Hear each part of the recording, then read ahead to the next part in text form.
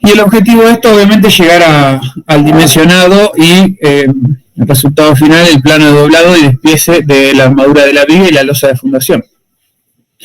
Básicamente, como se ve en este esquema en vista y en planta, la base combinada consta de una viga, ¿sí?, con su rigidez, que va a unir obviamente los dos elementos que vamos a fundar, en este caso estas dos columnas, los va a unir. Acá van a ver que tiene un vuelo hacia uno de los lados, y ahora vamos a ver por qué, matemáticamente, y la razón, digamos, que tiene este vuelo.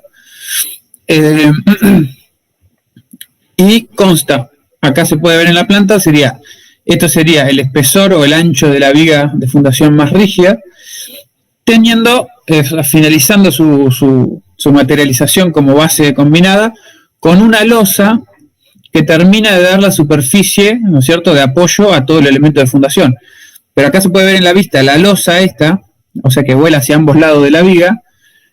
Esta losa no tiene la misma altura que la viga, obviamente. Fíjense que este sería la altura de esa losa donde se encuentra con la viga, es decir, en este punto. Y este sería el talón de esa losa, que es donde termina la fundación, ¿no? O sea que la losa va a tener altura variable con una altura máxima en el encuentro con la viga, de ambos lados obviamente, y hacia los extremos de la base combinada termina esa losa con un talón más pequeño, ¿sí?, que es lo que se ve acá en la vista. Entonces, bueno, acá esto están mal los subíndices porque la disposición de la columna es 48 centímetros en el sentido, digamos, perpendicular al eje medianero, 48, y 30 centímetros en la dirección paralela al eje medianero, ¿sí? La columna externa tiene 48 en X y en Y tiene 30, como figura en esta disposición. Y la columna interna, o sea, hacia adentro del terreno, tiene una dimensión de 40 por 40. Entonces, bueno, como ustedes ya habrán visto en los ejercicios anteriores de fundaciones, nosotros tenemos una tensión admisible de suelo, ¿sí?, que es este dato, 300 kN por metro cuadrado. Como ustedes sabrán, seguramente les ha comentado Claudia o Valeria, ese valor de tensión admisible de suelo ya tiene un coeficiente de seguridad en su cálculo, ¿no es cierto? Ese ya es el valor de tensión admisible que nos dan el estudio de suelo. Pero el estudio de suelo, para llegar a ese valor, ya emplea coeficiente de seguridad.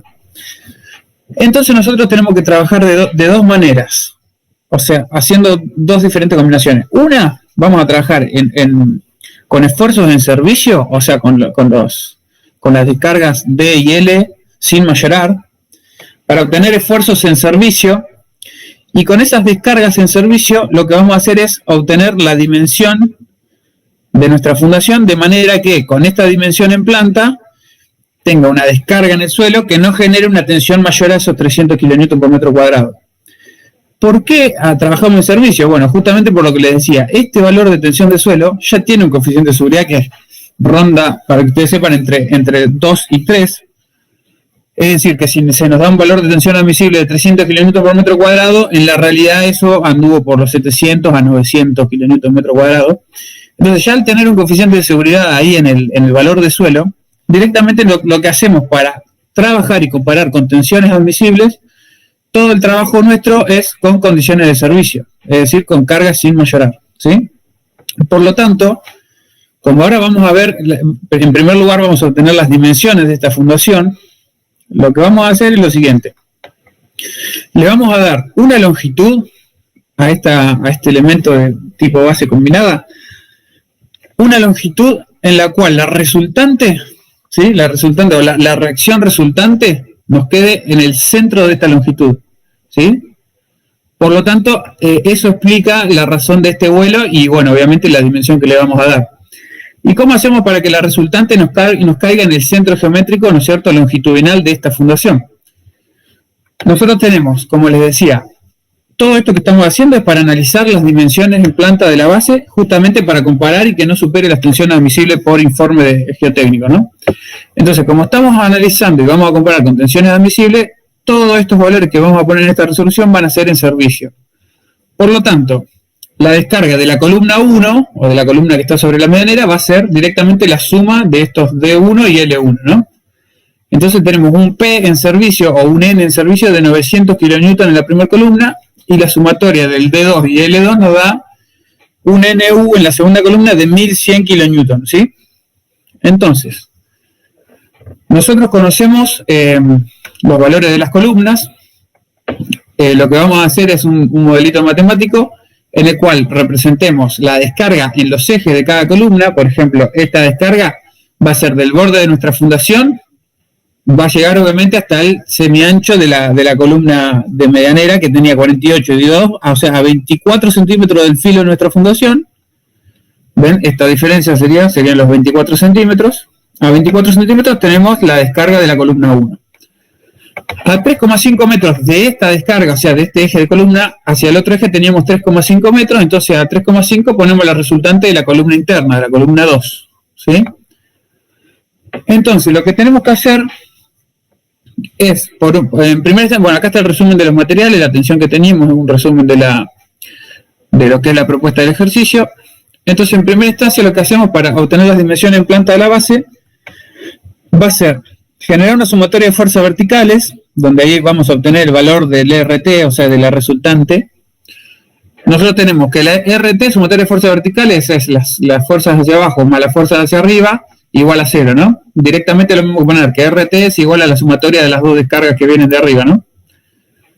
Entonces, de esa manera obtenemos el RT, o sea, la resultante tiene un valor de 2000 kN, ¿sí? RT, tenemos el valor de la resultante, y lo que tenemos que ver ahora es la posición de esa resultante, ¿no?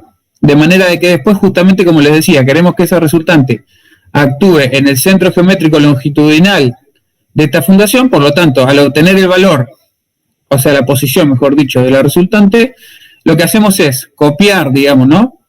Este semilargo, digamos, de la fundación, lo copiamos 2 veces, entonces ahí tenemos la resultante actuando en el centro de nuestra fundación.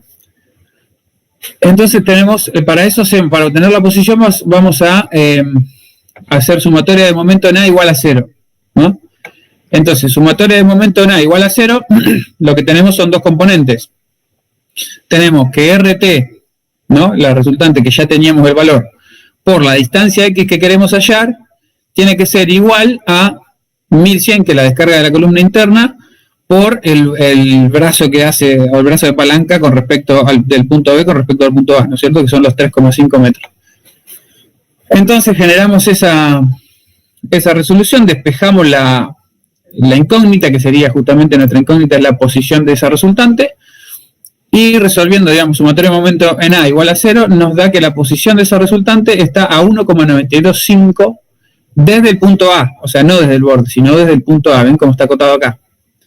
1,925 del punto A. A esto hay que sumarle los 24 centímetros que teníamos de la mitad de lo que nos falta para llegar del eje de la columna al borde de la fundación y de la columna, que es el mismo, ¿no? ¿Hasta acá vamos?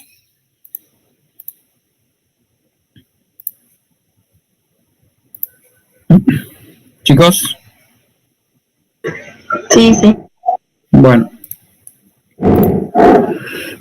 Entonces, de esa manera, como les decía, tenemos, bueno, esto por 100 es por un cambio de unidades, pero sería la longitud de la base, que era lo que estábamos pretendiendo obtener, tanto la longitud como el ancho, ¿no? Pero en cuanto al análisis longitudinal, vamos a darle un L a nuestra base que sea SX, o sea, esa distancia del eje de la columna medianera hasta la posición de la resultante, más ese semiancho de columna o semilargo de columna, que era 48 dividido 2, lo multiplicamos por 2 y obtenemos la longitud total de nuestro elemento de fundación base combinada.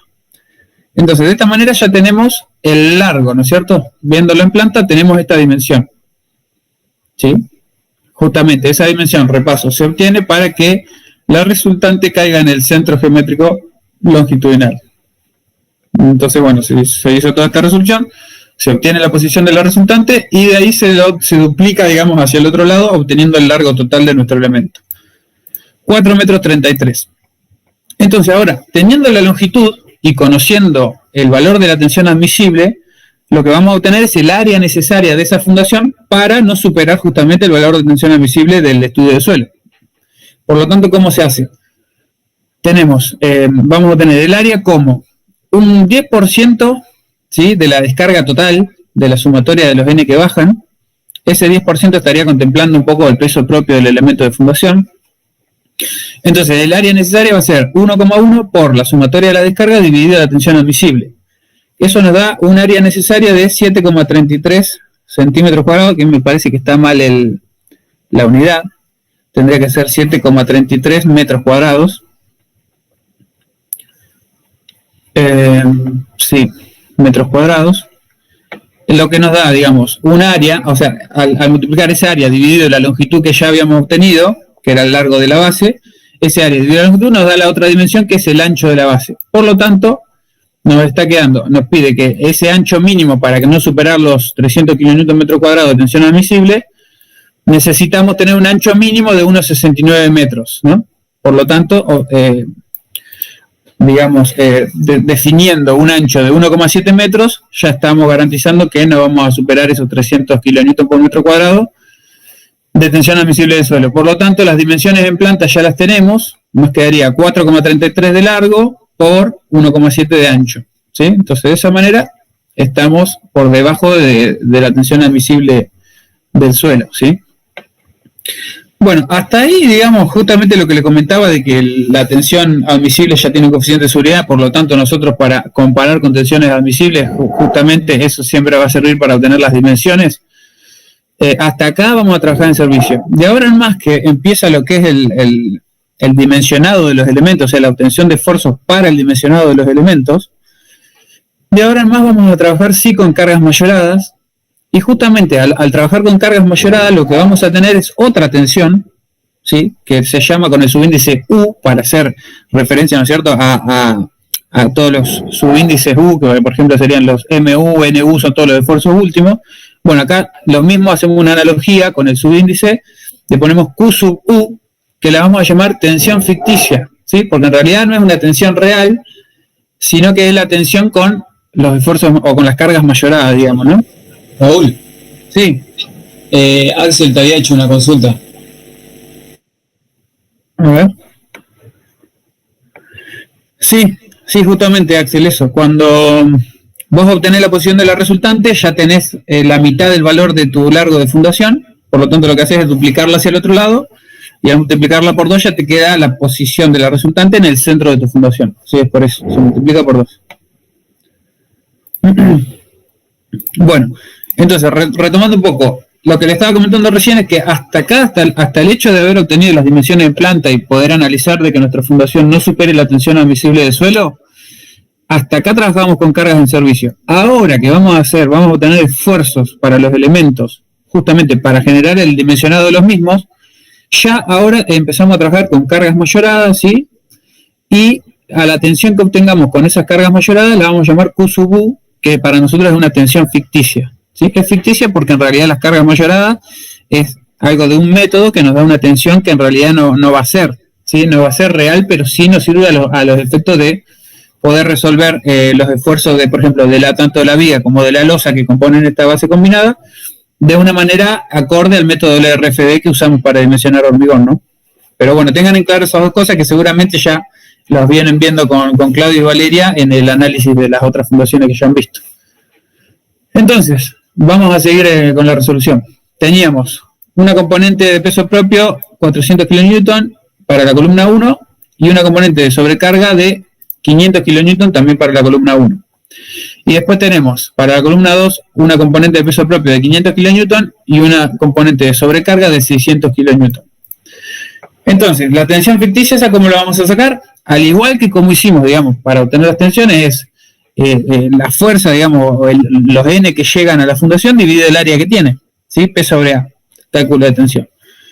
Donde ahora nuestros P van a ser los mayorados, es decir, agarramos la componente de peso propio de la columna 1 y de la 2, la multiplicamos por 1,2 para obtener las combinaciones, ¿no es cierto?, del 9,2 del Sirsov 201, y la L1 y la L2 por 1,6, justamente para tener en cuenta esa combinación de 1,2D más 1,6L. Todo eso dividido en las dimensiones en planta que tenemos de nuestra fundación, 1,7 por 4,33, nos da una tensión ficticia, que fíjense que esta tensión sí supera a la tensión admisible del suelo, pero no está mal que la supere porque justamente es ficticia y ya sabemos que la obtuvimos de otra manera, es con cargas mayoradas para dimensionar elementos de hormigón. Entonces esa tensión ficticia sí está superando el valor de tensión admisible, pero no importa porque justamente es algo ficticio para dimensionar elementos de hormigón. nos está dando 0,386 meganewton metro cuadrado o 386 kilonewton metro cuadrado. Ahora, esto es una tensión superficial, ¿no? Obviamente. Lo que vamos a hacer nosotros es, a esa carga superficial que está dada en unidad de fuerza por metro cuadrado, la vamos a multiplicar por la dimensión del ancho, es decir, la multiplicamos por la dimensión del ancho, y lo que estamos haciendo con eso es llevarla a una carga lineal distribuida en el eje de lo que es la fundación nuestra, que coincide obviamente con el eje de la viga de la fundación. Entonces, de esa manera obtenemos una carga lineal distribuida, ficticia, que sería la tensión ficticia linealmente distribuida, de 0,656 meganewton por metro, ¿sí? Entonces tenemos un modelo lineal con la carga equivalente que la teníamos en superficial y la pasamos al eje de nuestro modelo, obviamente con valores de carga lineal, meganewton sobre metro, y bueno, tenemos todas las posiciones de las descargas y toda la longitud de nuestro elemento, ¿no? Los 4,33 metros. Entonces, con este esquema, se resuelve este esquema como un sólido en equilibrio, nos da la resolución estática que vemos acá, ¿sí? Los cortes y los momentos. Bueno, como en todo elemento de... ¿Sí? ¿Alguien quería hablar? Yo iba a preguntar algo, Raúl. Ahí Sí. que se supone como que la columna es lo que le da el apoyo a ese elemento. ¿Cómo la columna le da el apoyo?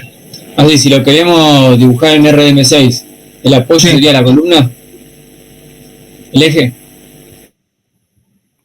Claro, vos acá lo que conviene para modelar en RDM6, porque en RDM6 nosotros en realidad esto, digamos, no sé si algo le ha comentado Claudia, que nosotros para todos los elementos apoyados en el terreno, lo que podemos hacer es dos tipos de modelo, ¿no es cierto? Cuando un elemento es rígido, se puede modelar como un sólido en equilibrio, que es esta resolución, ¿sí? O se puede modelar con lecho elástico. Eso, no sé si ya han hablado algo de eso, o capaz que ya se viene en la clase que viene, que es de fundación continua. Cuando nosotros modelamos con lecho elástico, lo que estamos haciendo es, lo que vamos a hacer, que yo un poco también para llevarlos a lo que ustedes están pensando en RDM6. Cuando modelamos como lecho elástico, lo que tenemos acá, digamos, serían puntos de apoyo discretizados, ¿no es cierto? Porque el lecho elástico, o sea, el suelo, es un continuo. Entonces, lo ideal sería tener un modelo continuo de suelo. Pero nosotros la herramienta que tenemos, o la posibilidad que tenemos de hacer, es discretizar puntos en todo lo largo de nuestro modelo lineal, por ejemplo, cada 25 centímetros, una discretización acorde al modelado de un continuo, ¿no? Después, obviamente, eso lo vamos a ir trabajando en este tipo de fundaciones, vamos a ir haciendo modelos. Pero como lecho elástico se puede generar una discretización de puntos, es decir, vamos ingresando nudos, o sea, nodos en el RDM6 cada 25 centímetros. A esos nodos le vamos a ingresar el parámetro como si fuera una constante de un resorte, ¿se ubican? Vieron que podemos poner una vinculación tipo resorte en RDM6, que todavía no la hemos usado nunca. Pero nosotros tenemos vinculaciones tipo digamos, empotrado, articulado, y además tenemos una posibilidad de hacer una vinculación tipo resorte. Entonces, en esa discretización de nodos cada 25 o 50 centímetros, después ustedes verán en función de los esfuerzos que obtengan en los modelos, cuál es la discretización más adecuada, pero una buena discretización para modelar un lecho elástico, que estamos discretizando un continuo, es que a cada 25 centímetros ir poniendo nudos en nuestro modelo de RDM6, y a esos nudos que le vamos a dar vinculación tipo resorte, y la constante del resorte va a ser el módulo de balasto del suelo, que eso ya lo vamos a ver cómo se ingresa, ¿no? ¿Ustedes saben lo que es el módulo de balasto del suelo o no? Yo no. Bueno, el módulo de balasto del suelo es una medida que te indica la deformabilidad del suelo. Es decir, vos aplicás una carga en un área conocida del suelo, y la deformación, ¿no es cierto?, lo que es eso es la fuerza dividido la deformación, dividido el área. Entonces vos aplicás una fuerza en un cuadrado 30 por 30 de suelo, que es el K30. En un cuadrado 30 por 30 de suelo tenés una fuerza que vos vas a aplicar en esa porción de suelo y vas a tener una deformación. El módulo de balasto es la fuerza dividido la deformación, y todo eso dividido el área en la que estás aplicando. Entonces el módulo de balasto te queda en unidades de kilonewton por metro cúbico, ¿no? Suponete. Esa, bueno, cambiando la unidad, pero es una fuerza dividida un volumen. Ese es el módulo de balasto del suelo. Obviamente cada suelo tiene su módulo de balasto, que eso también está en los estudios de suelo, eso es un dato. Pero nosotros para modelarlo es como que ese módulo de balasto lo tomamos como la constante del resorte de nuestro modelo, ¿sí? Es una forma de modelar el comportamiento del suelo, ¿no? El lecho elástico, justamente como le decimos. Y obviamente el suelo es continuo por debajo de nuestro elemento de fundación, pero nosotros lo que hacemos es discretizarlo adecuadamente. Cada 25 centímetros ponemos un resortecito con la constante del resorte, que es el módulo de balasto, que es justamente este parámetro que les decía, que se ensaya. Obviamente tiene un ensayo y se obtiene un valor de cada suelo en particular, de cada proyecto, ¿no? Entonces, bueno, volviendo un poco a eso, ¿cómo es el modelado en RDM6, no? Nosotros en RDM6 la posibilidad que tenemos es modelar esto como lecho elástico, pero si tuvieras que modelar esto, por ejemplo, tenés que poner un nudo debajo de cada carga y no va a ser un apoyo, no va a ser un vínculo tipo un apoyo simple o lo que sea, ¿me entendés? No va a ser un apoyo, un vínculo externo, sino que acá vas a tener un resorte. Y el hecho de tener todos los resortecitos, esto te va a hacer que la columna no es un apoyo, sino que es una descarga sobre un resorte en particular. No vas a tener apoyos. Por ahí lo que sí vas a tener que hacer es articular en algún punto, de manera de que no te sea un mecanismo y te deje correr el modelo. Pero eso lo vamos a ver cuando empecemos a modelar. Y si no, la otra opción, eso es modelado como lecho elástico. Y la otra opción es modelado como sólido en equilibrio, donde acá, digamos, no tenés apoyo, vas resolviendo. Fíjate que tenés la porcioncita hasta llegar a la carga de esta tensión que va de abajo hacia arriba, la tensión última, la tensión ficticia. Tenés esta porción de carga, o sea, de carga hacia arriba, que te genera este corte. Después baja con el valor de la descarga vertical. Después va subiendo con la pendiente con el valor de la carga, ¿no? Va subiendo, llega hasta acá, hace la otra descarga y se termina en cero. Y para el momento tenés el punto donde el corte es nulo, tenés el momento máximo y después vas obteniendo los momentos de pico, ¿sí? También con esta distancia, con esta carga por la distancia, por el punto de aplicación, tenés el punto en los momentos, digamos, en los momentos de apoyo. Pero no se realiza un modelo, no se considera para el cálculo de una fundación que acá tengas un apoyo en cuanto al modelado, ¿me entendés? No sé si todo esto que te comenté responde un poco a eso, pero después tendríamos que ver cómo es el modelado en el lecho elástico, que de hecho lo vamos a ver. Pero cuando el elemento es rígido, como en este caso, cuando un elemento es rígido se puede directamente hacer la resolución estática como un sólido en equilibrio. Es decir, se plantea que esto está en equilibrio directamente con el suelo, y la resolución estática se hace sencillamente, como te decía, ¿ves? No es que acá tengas que considerar un apoyo, sino que, por ejemplo, para el corte considerás el salto que pega en la descarga esta, y acá vas subiendo con la pendiente del valor de carga baja con el salto de carga, vuelve a subir con el valor de la pendiente esta, baja uno y cerrás el diagrama, ¿me entendés? Lo mismo con el momento, obtenés el valor del corte cero, tenés momento máximo de tramo, y los momentos de apoyo son sencillos de obtener porque lo haces directamente con esta porción de carga, ¿no? ¿Se entiende cómo se resuelve estáticamente? Sí. Por ahí, para meternos más de lleno, creo que ya, por ejemplo, la clase que viene van a modelar con Claudio una base continua, que esa me parece que ya, porque ya les digo, cuando el elemento de fundación es flexible, no hay otra opción, no se puede calcular de esta manera la resolución estática, sino que sí o sí hay que hacer un modelado sobre el lecho elástico, donde ahí no queda otra opción, cuando el elemento es flexible, de ver cómo influye el comportamiento o el trabajo en conjunto de elementos de fundación suelo. Cuando el elemento es rígido, un poco que se independiza de ese comportamiento y se puede resolver estáticamente de esta manera, ¿no? También lo que podemos decir, cuando el elemento es rígido, justamente todo esto viene ¿por qué? Nosotros estamos considerando acá una tensión ficticia constante. Esta tensión ficticia constante también justamente se da porque el elemento es rígido. Entonces, imagínense, ustedes bajan vienen dos columnas. Si la separación entre columnas fuera mucho más grande, de manera de que por más que pongamos una gran dimensión de viga, nuestra viga va a resultar siendo flexible, ahí la flexibilidad de esa viga va a influir en cómo la distribución de tensión en el suelo abajo, ¿entienden? Donde la viga esa tenga mayor deformación, va a generar mayores tensiones en el suelo que donde no la tenga.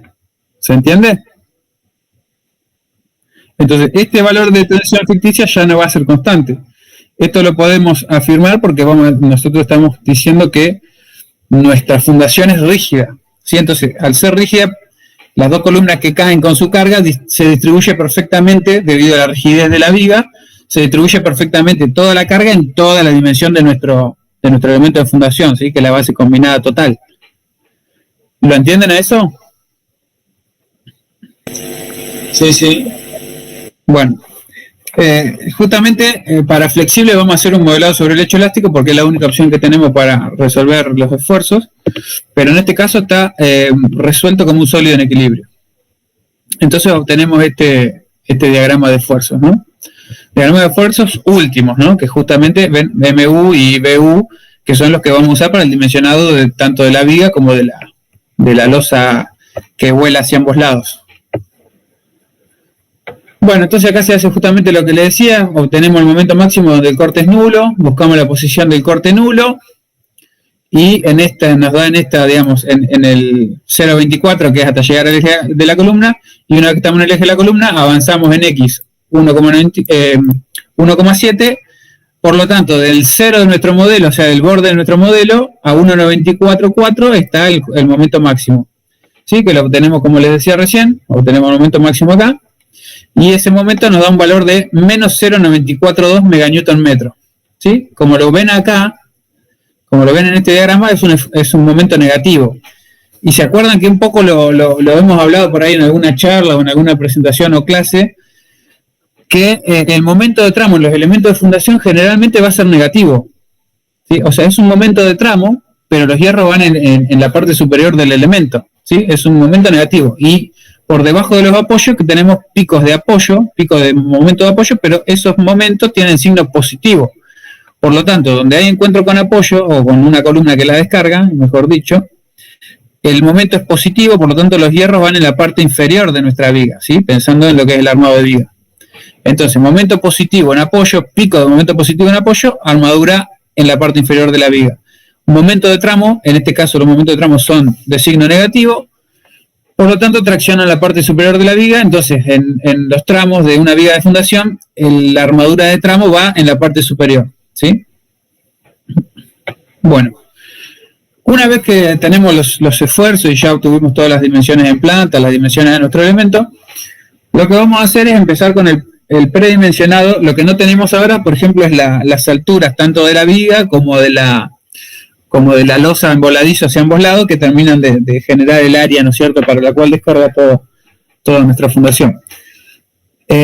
Lo que vamos a hacer para el predimensionado de la altura por corte de la viga, fíjense, tenemos un esfuerzo de corte, vamos a tomarlo, bueno, tenemos el corte máximo en lo que sería el eje de la columna. Acá está mal tipeado, 1.123 era, menos 0.656 por 0.2, donde vamos a obtener ahí el valor a filo de la columna. A ver. Tenemos un BU a filo de la columna, acá sería 0.24, pero bueno, no está mal conservadoramente tomar 0.2, pero sería el valor del salto del diagrama de corte en el eje de la columna, menos el valor de la carga lineal que va por debajo, por la distancia hasta lo que es el filo de la columna, lo que nos da un corte a filo de columna de 1,042 meganewton metro, ¿sí? Un BU. Entonces lo que vamos a hacer nosotros para predimensionar la altura de esa viga, vamos a tomar el BU, lo vamos a pasar a nominal dividiéndolo por el phi de corte, y cuando tenemos el esfuerzo de corte nominal a filo de la columna, ¿sí? Que es 1,389 meganewton, lo que vamos a hacer es decir, bueno, yo tengo el ancho de mi viga, ya lo tengo. ¿Por qué lo tengo? Porque nosotros tenemos la dimensión de la columna. O sea, tenemos las dimensiones de ambas columnas, ¿sí? Tenemos la columna interna de 40 por 40 y la columna sobremedianera de 48 por 30. Por una cuestión constructiva, nuestro ancho de viga va a tener que ser siempre mayor a 5, o sea, siempre va a tener que ser mayor que la dimensión máxima en el ancho de la viga de columna, o sea, sería en este caso los 40 centímetros que tiene esta columna, y nosotros lo que tenemos que dejar siempre para poder encofrar esa columna son 1 pulgada hacia cada lado de esa cara de la columna, ¿no? Por lo tanto, si acá tenemos 40 centímetros en esta dimensión de la columna, lo que tenemos que hacer es dejar 1 pulgada para apoyar el cofrado, que es de 1 pulgada de ancho, hacia cada lado de esa columna. Por lo tanto, tenemos que agregar 2 pulgadas, una hacia cada lado de la columna. Entonces, 2 pulgadas son 5 centímetros. Por lo tanto, si nuestra dimensión mayor, o sea, esto manda la dimensión de la columna que sea mayor de las dos, ¿no? Porque tenemos que darle el mismo ancho, le vamos a dar un ancho uniforme a la viga. Entonces, para la columna más grande que se pueda encofrar, tenemos que darle los 40 centímetros que tiene la dimensión más grande de las dos columnas en este sentido, que es esta de 40, y a eso le sumamos 1 pulgada hacia cada lado. Por lo tanto, nos va a quedar un ancho de viga de 45 centímetros, ¿sí? Hasta ahí vamos. Entonces, ya tenemos el B nominal, el corte nominal, y tenemos el ancho de la viga.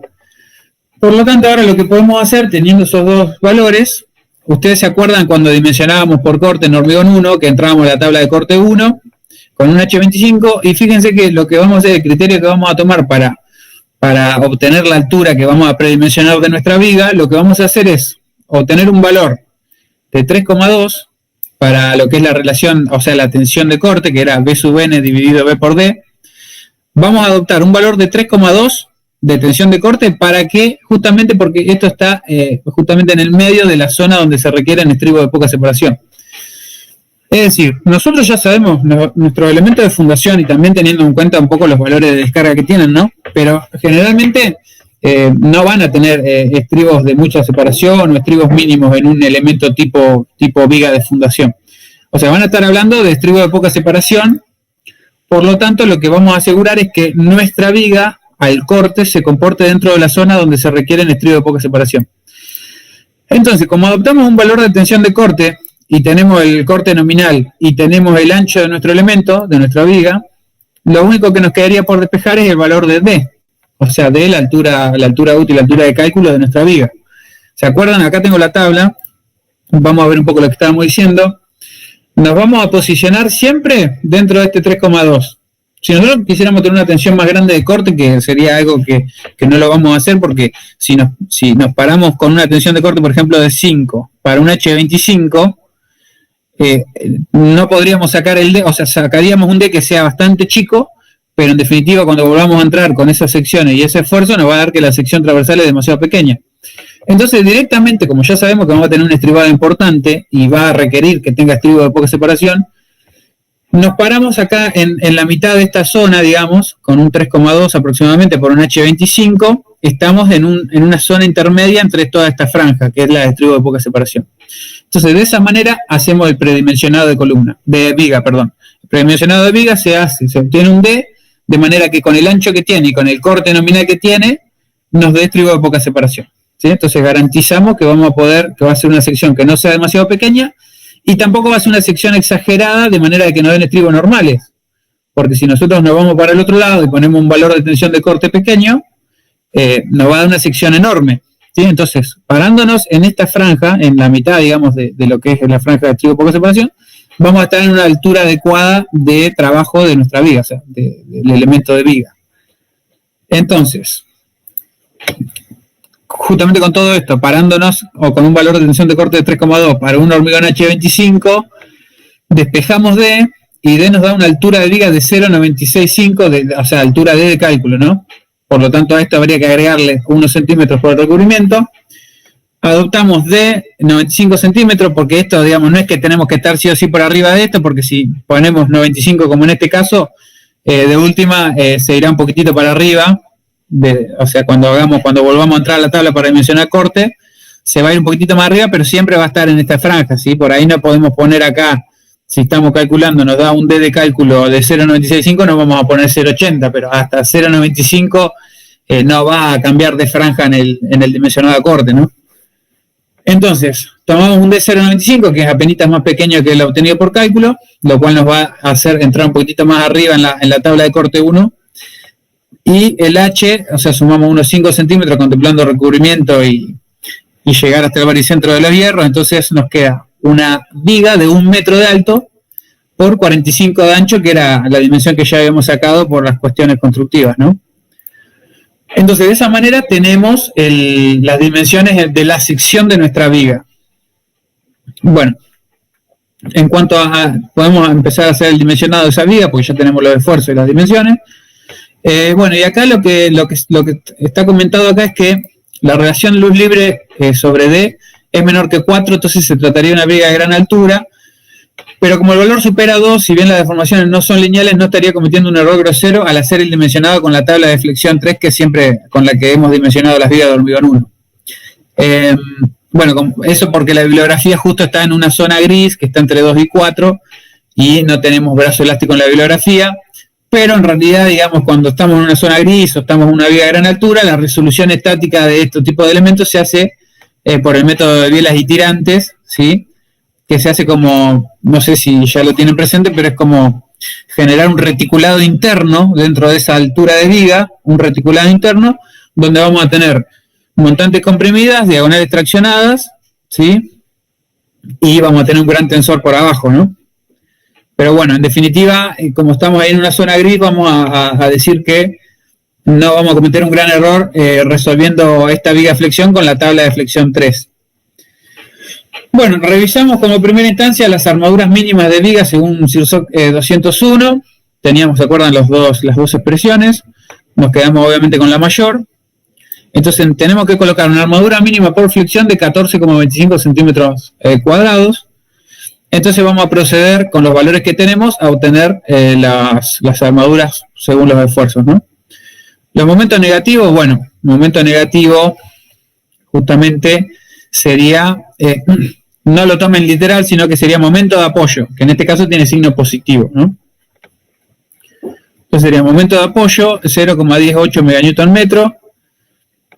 Bueno, el dimensionado del corte, ¿se acuerdan cuando tenemos alguna viga de gran altura? No se busca la sección crítica a una distancia D del filo de la columna, sino que cuando estamos hablando de vigas un poquito más altas y es un poco más conservador porque no se va tan lejos la sección crítica y no disminuye tanto el valor de corte, cuando tenemos vigas un poquito más grandes que una relación de 2, podemos tomar esta sección crítica que es a 0,15 de la luz libre.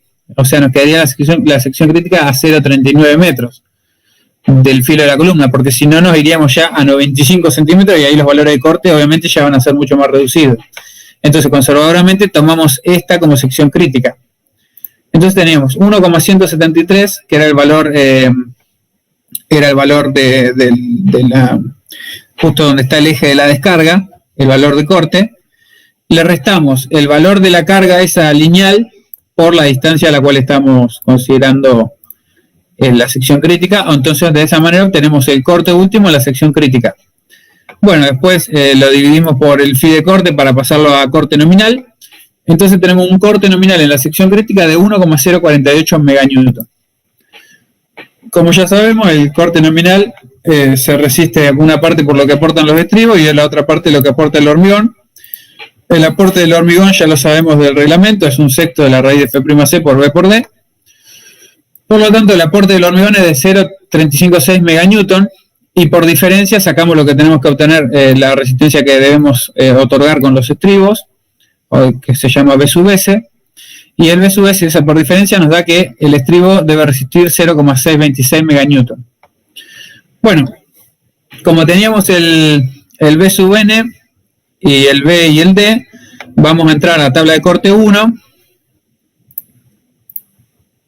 Tabla de corte 1. Bueno, fíjense como nosotros ahora estamos trabajando con el corte en una sección crítica. Ven que este B sub N ahora va a ser este que obtuvimos acá. Y el B0 y el D, bueno, son los mismos, pero fíjense que no estamos cerca del 3,2 con el cual predimensionamos, porque justamente el B sub N es un poquitito más chico. De todas maneras, si fíjense que tenemos la tensión de corte nos da 2,45 y tenemos un H25, más o menos ahí para 2,50 y H25, justo estamos en el límite acá de estribos de poca separación o estribos normales. Vamos a tomar esta resolución, ¿sí? Que es la más exigente si se quiere. Vamos a tomar esta resolución, pero justo estamos ahí en el límite prácticamente, hasta se podría decir que se pasó para esta, ¿no? De todas maneras, si se les va para abajo que requieren estribos normales, tampoco está mal. De última, les dará un poquitito menos de estribo. Pero la idea es que no se nos vaya hasta esta zona de arriba, que ya la sección transversal nos dice que es demasiado pequeña y tenemos que redimensionar, o sea, darle nuevas dimensiones a nuestra viga. Pero en este caso vamos a hacer como que estamos acá justo en el límite, ¿sí? Tensión 2,5, 2,45 era y un H25. Estamos justo en el límite, vamos a tomar como que directamente vamos a tomar esta franja para la resolución de esa viga. Bueno, entonces, la separación, la fórmula que nos termina dando la separación de esto, fíjense los estribos que estamos adoptando, ¿no? Para llegar a esto. Vamos a adoptar estribos del 8 y de 4 ramas, o sea, era 4, 4 que son las ramas, ¿no? Por el área de una barra del 8 que era 0,5 centímetros cuadrados, ¿sí? Por FI por D dividido B sub S, que era el valor que habíamos obtenido, nos da que poniendo 4 ramas, o sea, estribos de 4 ramas de barras del 8, barras de 8 milímetros, la separación es de 12,74 centímetros, que bueno, la llevamos al entero inferior, o sea, estaríamos poniendo estribos de 4 ramas phi del 8 cada 12 centímetros, ¿sí? Pero fíjense que no estamos hablando de una rama, quedan re cerquita. Si pones de 2 ramas, claro, directamente se te va a la mitad, entonces ya estamos por ahí excediendo ese límite. ¿Se acuerdan que nosotros hablábamos que una cuestión práctica es de que los estribos no estén más juntos que 10 centímetros, o sea, que la separación sea de 10 centímetros o más? Pero fíjense que justamente para poner un estribado, digamos, que sea factible, es decir, que supere los 10 centímetros, si son vigas de muchísimo corte, habrá que ver algún tipo de estribo más junto, no habría problema, pero tampoco se pueden acercar demasiado de manera que complique el llenado, ¿no? Pero bueno, acá estamos bien porque estamos con 12 centímetros de separación, pero fíjense el estribo que nos lleva. Y esto un poco también comentándole, haciendo referencia a lo que les comentaba hoy, que estamos hablando de grandes esfuerzos en los elementos de fundación. O sea, no esperen acá un estribo Phi 6 de 2 ramas cada 20 centímetros, ¿no? O sea, no se sorprendan con el estribado que nos da, sí. Y una consulta, cuando, ¿cómo es? Le ponen el vibrador a las vigas. Eso también tenemos que pensar el diámetro del vibrador que vamos a utilizar, ¿no? Sí, el vibrador generalmente debe tener unos 5 centímetros de diámetro, ponele. Lo ideal es que no toque los hierros cuando pasa. Por eso también un poco es el que pase la piedra es 620, o sea que la piedra como máximo en los hormigones tradicionales tendrá 2 centímetros, o sea que la piedra pasa, el vibrador pasa también en 10 centímetros. Lo ideal es que no toque las armaduras del vibrador, o sea que pase limpio por los estribos y directamente entre en contacto con el hormigón. Pero con 12 centímetros estás rehogado, o sea, se puede, hasta 10 centímetros te diría que se puede, si estás muy complicado y no te podés ayudar con alguna barra inclinada que ayuda al corte, ¿me entendés? Cuando estás muy complicado con la separación de estribo y no te da el corte, tenés que ver, ¿se acuerdan de Hormigón 1 que usábamos barras inclinadas o barras levantadas que colaboraban al corte? Bueno, cuando no te queda otra opción que, o sea, por cálculo de estribo, te dan un estribo, por ejemplo, que te diga cada 6 centímetros, ahí tenés que ver cómo, si podés agrandar la sección, que a veces por ahí no podés, o si empezás a levantar alguna barra que te colabore con el corte. Pero bueno, en este caso estamos bien, digamos, justamente también estamos bien porque arrancamos el predimensionado de una manera de que queríamos tener un estribado, digamos, si bien era estribo de poca separación, pero un estribado factible. Entonces, dado cómo arrancamos el predimensionado, ahora es lógico que tengamos una buena disposición de estribo, porque justamente arrancamos por ahí, ¿no? ¿Seguimos?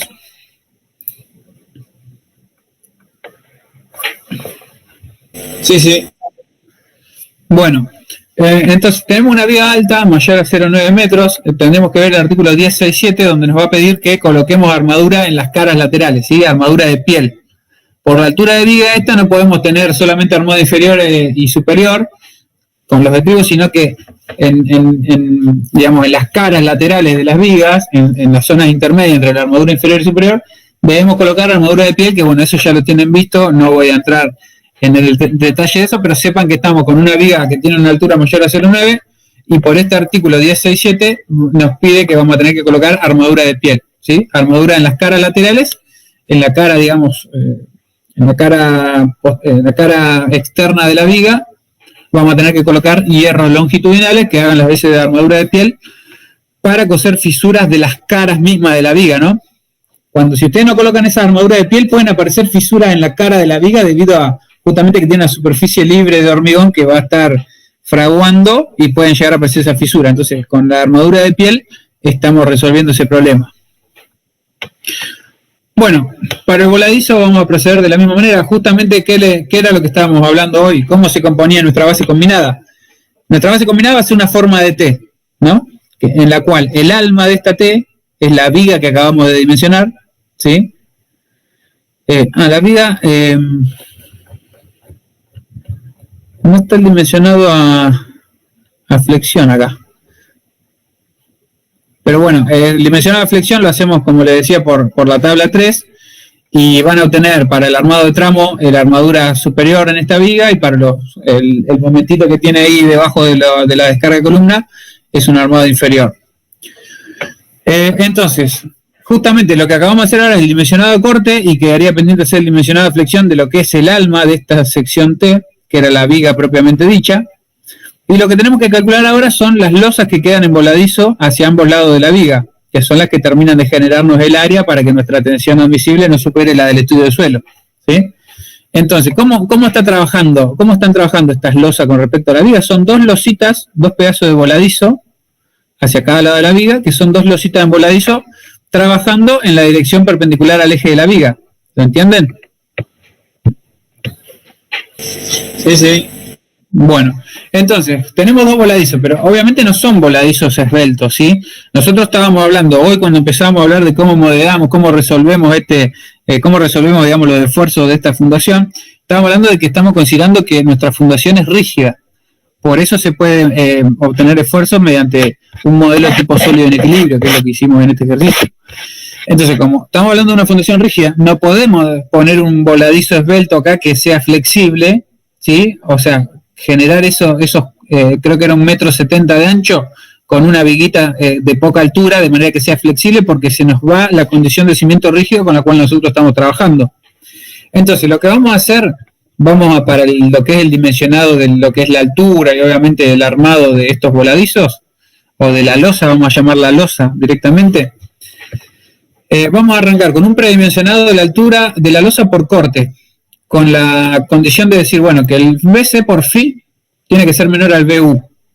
Entonces, BC por phi, fíjate que tenemos BC por phi, o sea, BC era 1/6 raíz de F'C por B por D por phi. Este 0,75 es el phi.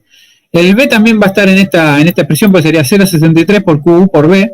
Entonces el B se simplifica de ambos términos, de manera que nos queda despejado la altura D, de la altura de cálculo D de la losa, nos queda resuelta de esta manera. Entonces decimos, bueno, para tener una losa sin estribos, nos queda una altura mínima, o sea, un D de cálculo mínimo de 0,389.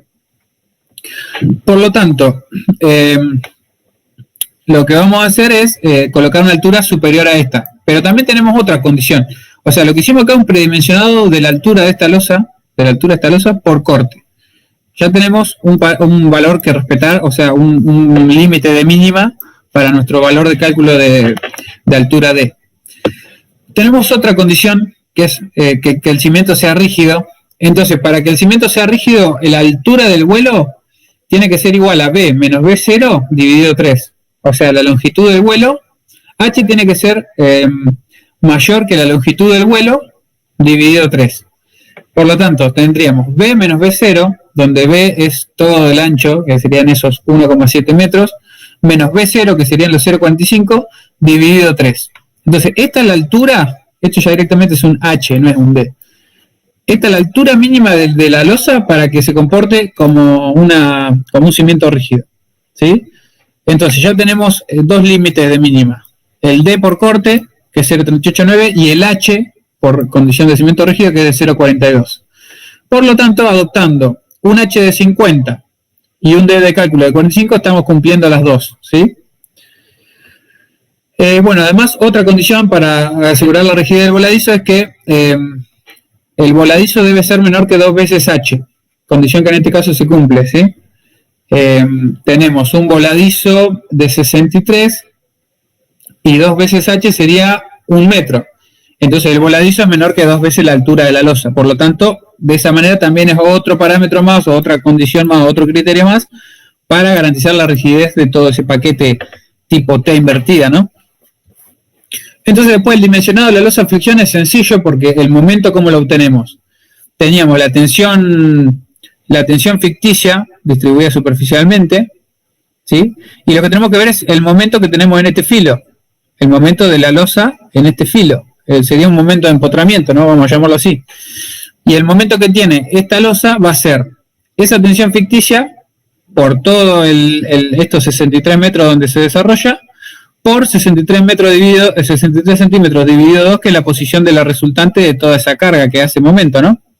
Entonces, el momento justamente es 0,386, la tensión ficticia, por 0,63 por 0,63 dividido 2. Por eso está 0,63 al cuadrado y dividido 2. Eso nos da un momento en la losa, un momento de flexión de 0,077 meganewton metro sobre metro. Y como ustedes verán, fíjense, ¿dónde va a estar la tracción en esta losa de acá abajo? ¿Dónde va a estar la tracción? ¿Dónde vamos a tener que colocar los hierros? Si esto viéndolo, o sea, cortando acá, ¿no? Y vemos haciendo el trabajo de esto. Es como un voladizo gravitatorio, pero invertido. Entonces, la armadura que nos queda en este voladizo de losa, este voladizo lo que va a hacer va a traccionar la cara inferior y comprimir esta. Por lo tanto, lo que vamos a hacer es tener que generar una parrilla inferior en lo que es la losa para cubrir ese momento de voladizo, ¿lo ven? Claro, sí, sí. Bueno, entonces ese momento de voladizo es el que acabamos de obtener y con la altura de cálculo que tenemos, bueno, entramos a la tabla de flexión, obtenemos KD, KE y nos da la armadura necesaria. Me da por cálculo 6,5 centímetros cuadrados por metro. Por lo tanto, con un phi 10 cada 12, en este sentido, en el sentido del voladizo, un phi 10 cada 12, que el sentido principal del armado de esta losa es el perpendicular al eje de la viga, ¿sí?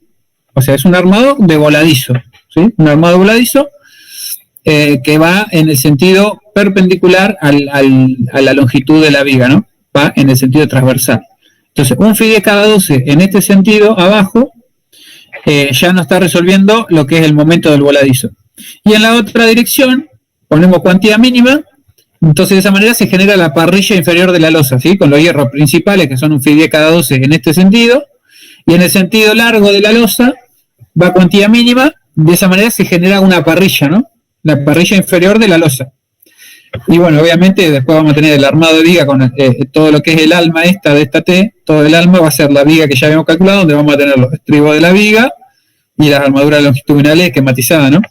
Entonces, de esa manera se puede hacer un corte longitudinal y un corte transversal y esquematizar los hierros, ¿no es cierto?, terminando de resolver este ejercicio. ¿Se entendió, chicos? Si quieren volver para atrás o hacer alguna consulta.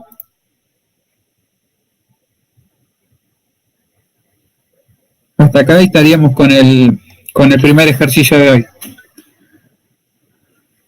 Si no hay consultas ni dudas, denme unos minutitos, que ya 2 y 5, si les parece, retomo con vamos a ver el ejercicio de viga cantilever. Bueno, ahí 2 y 5 volvemos.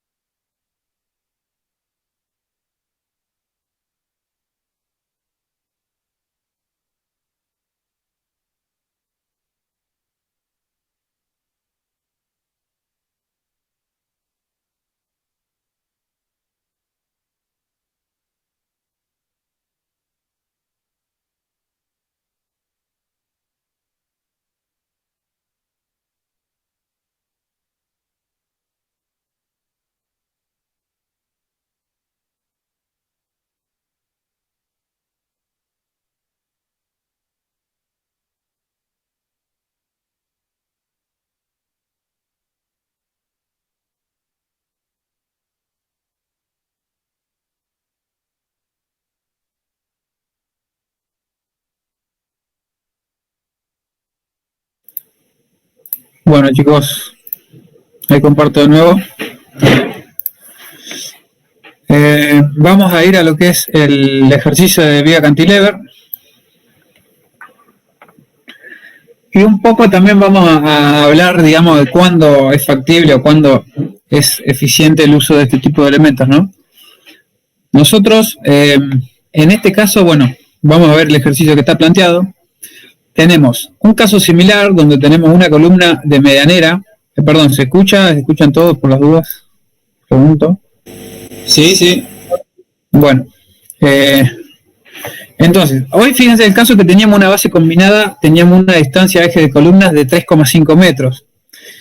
Entonces ahí es factible generar un elemento, digamos, un elemento único de fundación con unas dimensiones adecuadas. Por ejemplo, este nos daba de 4,30 metros por 1,70, involucrando las dos bases con algo rígido y que ya descarga las tensiones uniformemente en lo que es el suelo, ¿no?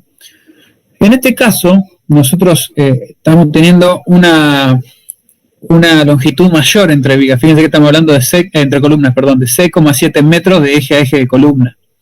Entonces, en este caso, no sería factible plantear un elemento tipo base combinada como el que planteamos recién, porque por la luz que tenemos, tendremos que tener una viga súper rígida, ¿sí? La cual no se justificaría. De hecho, la vamos a tener en esta resolución porque tenemos una viga cantilever que vamos a ver qué dimensión va a tener, pero no se justifica emplear, digamos, una base combinada cuando ya tenemos luces mayores a esas que hablábamos hoy, entre 3,5 metros, 4 metros. Ya pasando esa distancia entre columnas, es conveniente ver la utilización de una viga cantilever. Entonces, también mucho hormigón hacer una base continua, todo eso, ¿o no? Sí, claro, no tiene mayor sentido, se vuelve, o sea, obviamente pasando cierta luz entre columnas se vuelve más efectivo o más óptimo, si se quiere, el planteo de una fundación con viga cantilever, que es justamente lo que vamos a ver ahora. Lo que hace esta viga cantilever es centrar esta base. ¿Qué pasa? Esta base es una base aislada. Ustedes ya vieron base aislada con una excentricidad, ¿no? Hasta con 2 creo que vieron ya. Pero ustedes tienen acá una base aislada con una sola excentricidad, ¿no? Porque tiene justamente un eje medianero en este borde. Entonces lo que vamos a tener en una resolución de base aislada de esto es una diferencia entre la posición de la resultante y la bajada de la descarga de la columna. Lo cual eso nos genera un momento, ¿no?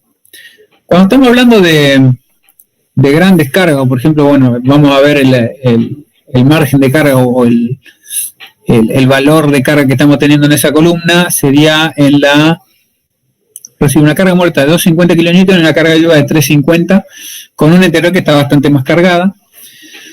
Pero nosotros tenemos el baricentro de la columna, ¿no es cierto?, con la descarga de esos N que teníamos en el ejercicio, y la resultante digamos, de las tensiones en el suelo por debajo de esta base van a estar corridos. Por lo tanto, acá vamos a tener la generación de un momento debido a la única excentricidad que tiene. Si tuviera doble excentricidad tendríamos un momento en dos direcciones, pero en este caso estamos hablando de una sola excentricidad, entonces tendremos un momento acá. Vamos a ver acá si se ve. Acá lo ven, ¿ven? La resultante, o sea, el baricentro de la columna con su descarga y la resultante de las tensiones del suelo por debajo, tenemos una excentricidad acá que genera un momento.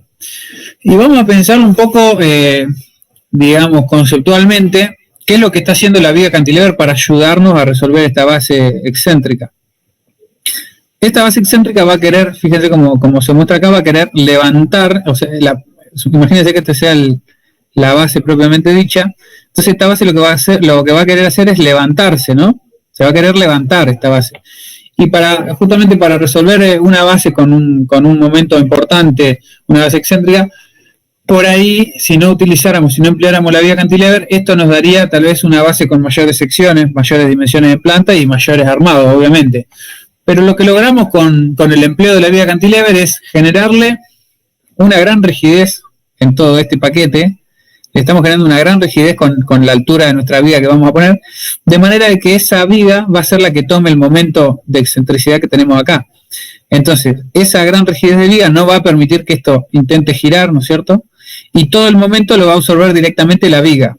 Entonces, para nosotros va a ser como para la resolución de la base excéntrica va a ser como una base que le llega a un N a través de la columna y todo el momento va a ir a parar a nuestra viga cantilever.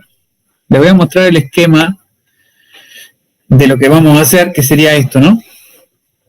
Fíjense que una viga cantilever incluso es con sección variable, es decir, donde corta la base excéntrica, ya empieza a disminuir su altura hasta una altura, que esta altura tiene que ver con respetar, obviamente, una sección mínima. Esta altura generalmente termina en 40 centímetros. Lo que nosotros no queremos acá es pasarle momento a la columna interna. Por lo tanto, por eso se hace este cambio de sección, de manera de no llegar con una sección tan rígida acá, porque si llegáramos con toda la sección de viga a la columna interna, obviamente ahí va a tener, por la misma inercia de la viga, ya va a empezar a pasar momentos a esta, ¿no? Por lo tanto, no les digo que acá se está generando una articulación por el cambio de sección, o sea, por la disminución de sección, pero es lo más cercano a lo que es una altura factible de viga y una altura mínima dentro de que no venga con tanta rigidez a esta y no le pase momentos, ¿sí? Tampoco es una articulación, pero no va a ser un empotramiento como si viniera toda la viga con su sección hasta la otra columna. Es decir, la idea de esta viga es que no le pase momentos a esta. Sí, obviamente le va a pasar una reacción vertical, porque ahora cuando resolvamos la viga vamos a ver que genera obviamente una reacción vertical en esta columna. Claro, eso te iba a preguntar, Raúl. Sí.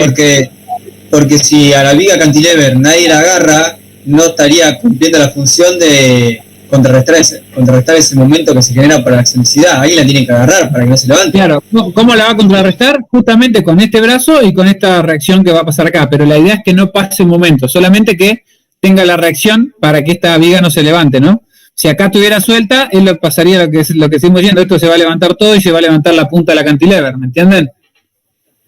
Necesitamos que él agarre la columna interna, pero que solamente la agarre con una reacción vertical, no con momento. Entonces, por eso se hace esta disminución de sección, como para intentar llegar a una materialización de una articulación con la inercia pequeña que le llega, ¿no? Solamente acá nos interesa que esta columna la ataje para que esta no se levante. ¿Lo entienden hablando medio en criollo? Sí, sí. Entonces, con esta rigidez que tiene la viga, el momento ese que se generaba por la excentricidad de la descarga con la reacción del suelo, ese momento directamente lo va a absorber esta viga cantilever con toda esta gran rigidez que tiene acá. ¿Lo ven?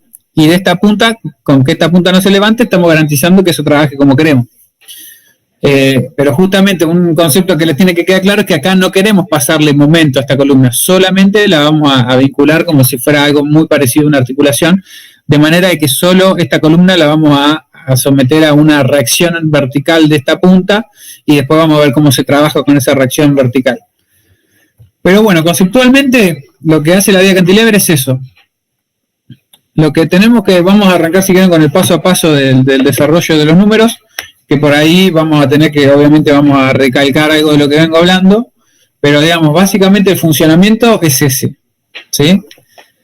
Entonces, bueno, tenemos los valores del hormigón, del acero y la tensión admisible del terreno, que es de 200 kN por metro cuadrado en este caso. Y a diferencia del ejercicio anterior, no tenemos las dimensiones de las columnas, por lo tanto vamos a tener que hacerlo, porque acá, digamos, el criterio constructivo es el mismo, ¿no es cierto? Tenemos que saber las dimensiones de estas columnas para determinar el ancho de nuestra viga, de manera de dejar un lugarcito para calzar los encofrados de 1 pulgada hacia cada lado de la columna, que eso nos va a terminar determinando justamente el ancho de nuestra viga cantilever. Entonces, para obtener unas dimensiones de esas columnas, se hace un dimensionado por compresión pura, ¿sí?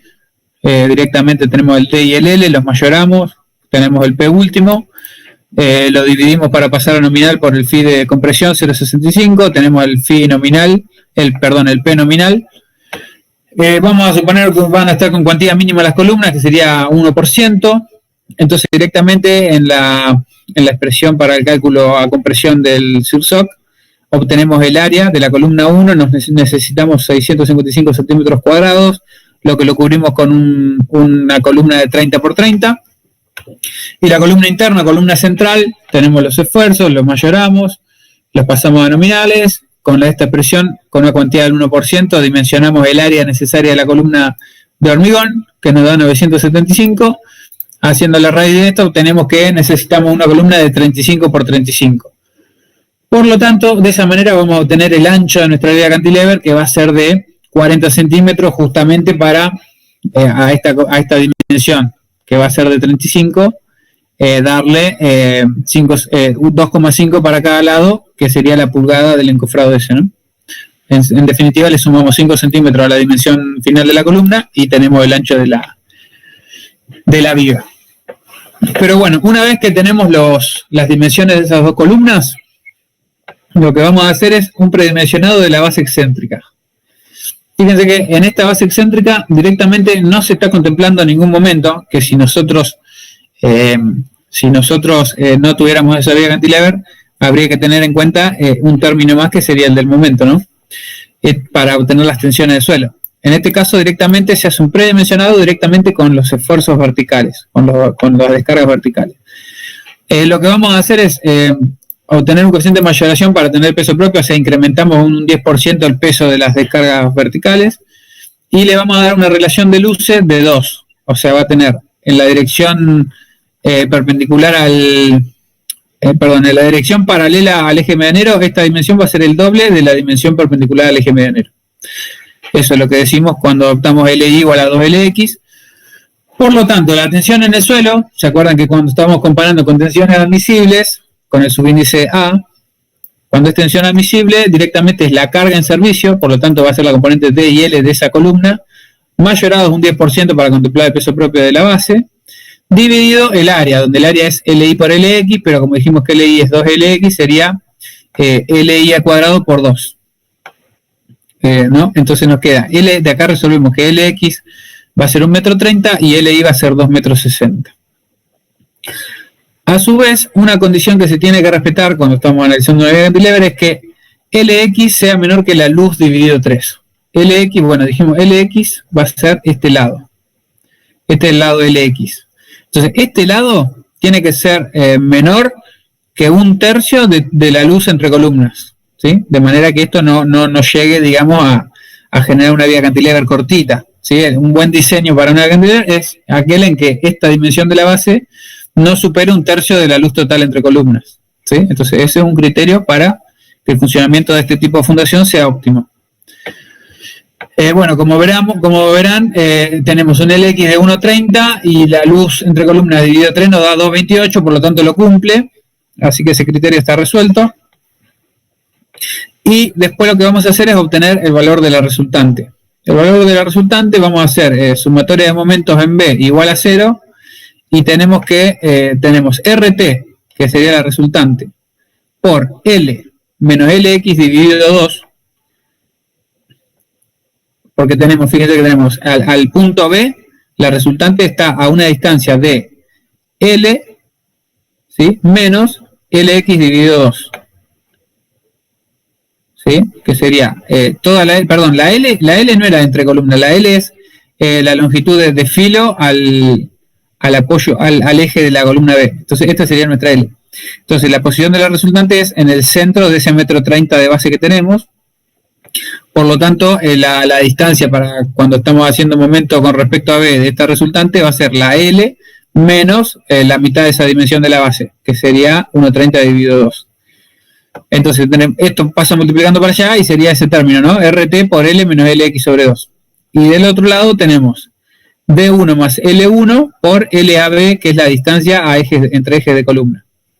Entonces, de esa manera obtenemos el valor de la resultante, que sería 648,38 kN. Bueno, acá están hechas las cuentas, pero es este que nos dio acá. Entonces lo que hacemos es, con ese valor de RT, dividido el área que le habíamos dado a nuestra base excéntrica, tenemos que chequear que ese valor, como estamos en servicio, esto es directamente comparable con tensiones admisibles, entonces justamente lo que hacemos es ver si con las dimensiones que le dimos y la RT que tenemos, no está superando la tensión admisible, que era de 200 kN por metro cuadrado. En este caso estamos en 191, no supera la tensión admisible por estudio de suelo, así que estamos bien con la resultante y las dimensiones que ya teníamos de esa zapata, no estamos superando la tensión admisible del suelo. Bueno, después lo que vamos a obtener, ya habíamos sacado sumatoria de momentos en B igual a 0 y obtuvimos la resultante. Ahora lo que tenemos que ver es cómo obtener la R2, que justamente es la reacción de la viga cuando se encuentra con la columna 2 o la columna interna. Y esa R2 se hace sumatoria de esfuerzos verticales, ya tenemos RT, ya la obtuvimos, B1 y L1 ya la tuvimos, entonces nos queda directamente, cuando hacemos sumatoria de esfuerzo vertical igual a 0, nos queda que R2 es igual a RT menos toda la descarga en servicio de esta columna. Por lo tanto, R2 es de 48,387 kilonewton, pero esto va hacia arriba.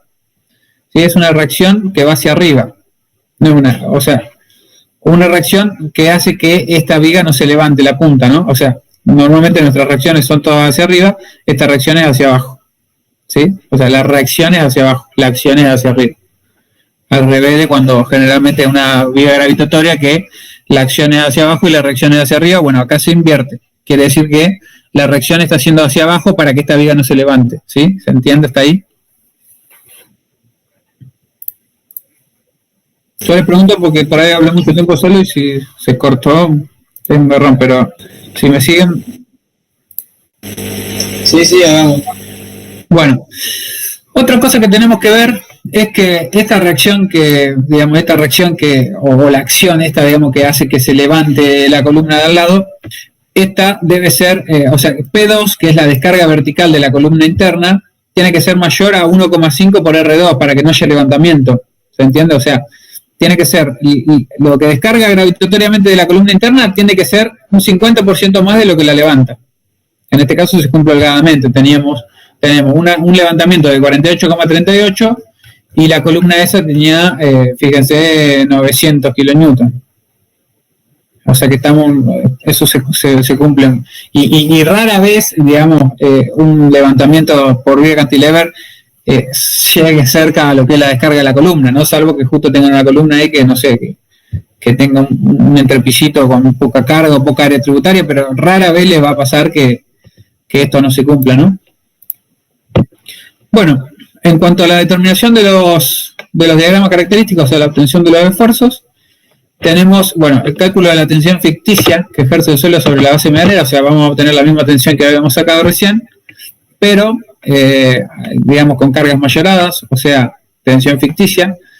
Teníamos DU y LU como dato en servicio, sin mayorar, entonces lo que hacemos es directamente, hacemos la misma expresión, digamos, la misma ecuación para obtener el RTU, pero con cargas mayoradas, y obtenemos el RTU último, o sea, mayorado, donde este RTU nos da 929 kilonewton, y el QU va a ser esa RT, al igual que como hicimos antes, ¿no? Va a ser esta RT dividido en las dimensiones de nuestra base, y vamos a tener una tensión ficticia que va a estar actuando en esas zapatas excéntricas, que en este caso es de 274,95 kilonewton metro cuadrado, es decir, está superando lo admisible, pero esto no hay que compararlo directamente, esto es solamente una tensión ficticia para, justamente como les comentaba en el ejercicio anterior también, tensión ficticia para dimensionado de elementos de hormigón. O sea, como cualquier dimensionado de hormigón, usamos el método del RFD que contiene las cargas mayoradas y tensiones. Obviamente, al estar mayoradas estas cargas, las tensiones van a ser mayores que las admisibles que fueron obtenidas en servicio, ¿sí? Entonces, esto directamente, repaso, no se compara con la tensión admisible del suelo. Es solamente una tensión ficticia para el dimensionado de los elementos de hormigón. Mientras nos dé esta verificación en servicio, estamos bien con los 200 de tensión admisible que teníamos. Esto, hago un repaso, es para generar dimensionado de elementos de hormigón y obtener esfuerzos últimos justamente para ese dimensionado. Entonces, tenemos sumatoria de esfuerzos verticales, decimos que R2 es igual a RTU menos las cargas mayoradas de la descarga de la columna medianera. Tenemos un R2 ficticio, un R2 último, vamos a decirlo mejor, de 69,35. O sea, lo que antes en servicio era 48, ahora con cargas mayoradas es una reacción de 69,35 kilonewton. Entonces, a ver.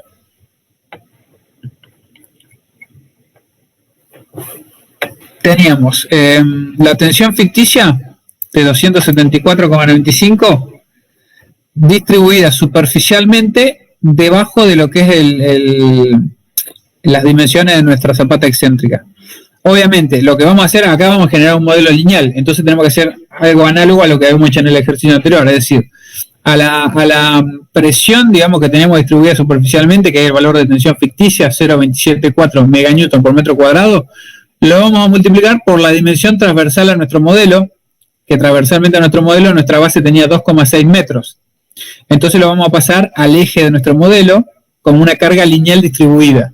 O sea, carga lineal distribuida, no carga superficial. Tenemos una carga, una tensión ficticia superficial, al multiplicarla por la dimensión de nuestro elemento en el sentido transversal del modelo, estamos en una carga distribuida lineal, ¿sí? Con este valor. Bueno, en cuanto a lo que es la descarga acá de la columna, nosotros teníamos, a ver, mayorado sería 1,2D, a ver si hago la cuenta, sería el D1 1,2 por 250 más 1,6 por 350. Esto nos da 860 kilonewton o 0,86 meganewton en este caso, que es la resultante, o sea, la descarga puntual de nuestra columna con cargas mayoradas, era 0,860 meganewton o 860 kilonewton, y lo que hacemos es a esa puntual dividirla, en este caso, en vez de multiplicarla, la dividimos por la dimensión transversal de esta columna, que era 0,30 también, ¿se acuerdan? Entonces nos quedan, en este modelo lineal, en el plano, nos quedan cargas distribuidas, pero linealmente, ¿sí? Son cargas equivalentes a lo que son, en este caso es equivalente a una tensión superficial ficticia, y en este caso es el equivalente a la resultante puntual de lo que es la descarga de la columna, ¿sí? Entonces, en definitiva, lo que hacemos es llevar a cargas distribuidas lineales tanto la descarga de la columna como la tensión ficticia, ¿sí? Por debajo. Esto también se puede resolver como un sólido en equilibrio, por lo tanto se resuelve, digamos, lo que es el diagrama de corte y se resuelve lo que es el diagrama de momento. Y fíjense, bueno, obviamente el diagrama de momento que nos está dando un gran momento negativo, ¿sí? Un gran momento negativo en lo que es la viga, en la parte de la viga, y después va bajando linealmente hasta llegar a una articulación que justamente por ahí esto es muy ideal, ¿no? Llegar con momento cero acá porque no es algo que llega sin sección ya. El hecho de tener sección, o sea, de tener una sección mínima, pero tiene 40 centímetros generalmente esto, el hecho de tener esos 40 centímetros hace que tenga momento cero sea muy difícil, pero un mínimo momento puede llegar a tener acá, ¿sí? Un momento de cierre acá para tener que calcularlo. Pero bueno, lo ideal justamente desde el punto de vista conceptual es materializar algo que tenga momento cero acá. Entonces, bueno, el diagrama nuestro dice que tiene momento cero, entonces directamente acá, por más que tenga sección y tenga un mínimo gran empotramiento, no se va a armar para que tenga momento. Bueno, en cuanto al diseño, vamos ya a pasar a lo que es el dimensionado de la viga. Vamos a adoptar, ¿se acuerdan que habíamos hablado de que teníamos una columna de 35, la mayor que era la interna? Entonces directamente nuestro ancho es de 40 centímetros justamente para sumar 2 centímetros y medio a cada lado por el encofrado. Y vamos a hacer un predimensionado del corte. Tomo el esfuerzo de corte en el filo de la columna. Dice, bueno, que lo podríamos tomar como sección crítica a la de bibliografía de vigas altas 0,15 ln, pero como no se hace referencia al respecto, conservadoramente tomamos el esfuerzo de corte al filo de la columna. ¿Sí? Al filo de la columna, que sería este valor en el diagrama, es de 645 kilonewton, ¿sí? El cual vamos a pasar a nominal, y con el nominal vamos a hacer también algo muy similar a lo que habíamos hecho, de decir, bueno, yo voy a despejar o voy a predimensionar la altura de mi viga de manera de estar en la zona de estribo de poca separación en la tabla de corte cuando vaya a dimensionar el corte. Entonces, bueno, en este caso se tomó el valor 2,6. Se acuerdan que el otro era 3 y pico, creo, pero bueno, siempre la idea es predimensionar la altura con un valor que esté por ahí cerca o en la franja de estribo de poca separación, para que nos dé una sección razonable, ¿sí? Para no irnos a la parte de la franja superior, que nos va a dar una sección chica, pero que después cuando entremos va a decir que no alcanza con esa sección, o no, tampoco nos vamos a la franja de abajo para que nos dé una sección grande y después estemos sobrados o tenga una sección justamente mucho más grande. Entonces siempre entrando con el predimensionado de la altura en esa franja de estribo de poca separación, vamos a andar con una altura correcta, ¿sí? En este caso lo que hacíamos era sacar la tensión de corte con el corte nominal y bueno, despejar. ¿Se acuerdan que la tensión de corte era B sub n dividido B por D? Entonces lo que hacemos es darle valor a la tensión de corte, que era 2,6, y despejar D, dándonos un D, una altura de cálculo de 0,82 metros, 82 centímetros. Por lo tanto, nosotros adoptando un D de 90 y una altura de viga de 95, estamos bien con el predimensionado. O sea, cuando vayamos a dimensionar el corte de esta viga, vamos a andar seguramente por la zona en la que queremos, que va a ser estribo de poca separación, o a lo sumo puede bajar a separación normal, pero nos está dando una altura de viga razonable, ¿sí? Para elementos de fundación de estas descargas. Bueno, justamente después de ese predimensionado vamos a hacer directamente el dimensionado, ya vamos a obtener el estribado. Fíjense que se acuerdan que el BC era lo que aportaba el hormigón, que era la expresión que está en el CIRSOC 201, un sexto a raíz de F'(C) por B por D, nos da el aporte del hormigón, ¿sí? Y por diferencia entre lo que es el corte nominal y lo que aporta el hormigón, obtenemos el corte que deben soportar los estribos, dándonos un valor de 0,561.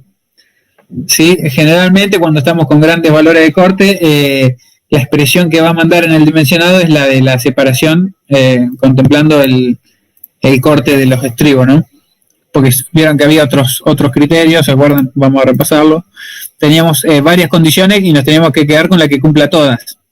En este caso, fíjense que tenemos una separación menor o igual a 20 centímetros, menor o igual a D sobre 4, cuando D sobre 4 es 95 de 4, más o menos andan los 20 y pico de centímetros, pero en definitiva la que nos va a terminar mandando a nosotros es esta, que es la de resistencia, ¿sí? O sea, generalmente va a suceder eso en este tipo de vías de fundación. La que va a mandar es la condición de resistencia, que es esta. Entonces, fíjense que volvemos a adoptar, como en la viga anterior, 4 ramas de phi del 8. Entonces tenemos el 4 acá por las 4 ramas, 0,5 que es el área de una barra del 8 en centímetros cuadrados. Bueno, el B sub S ya lo habíamos obtenido, la tensión de fluencia a la 0 y el D que ya lo teníamos. Nos da que con 4 ramas de trigo del 8 tenemos que colocar una separación de 13,5 centímetros. Tomamos directamente el entero inferior, que es 13 centímetros. Y acá hay otra cosa que tendríamos que hablar, porque como ustedes verán, nosotros tenemos los mayores esfuerzos de corte generados dentro de lo que es la dimensión de nuestra zapata excéntrica. Fíjense justamente que a partir de donde termina la zapata aislada, la zapata excéntrica, a partir de ahí es donde la viga empieza a tomar sección variable, ¿sí?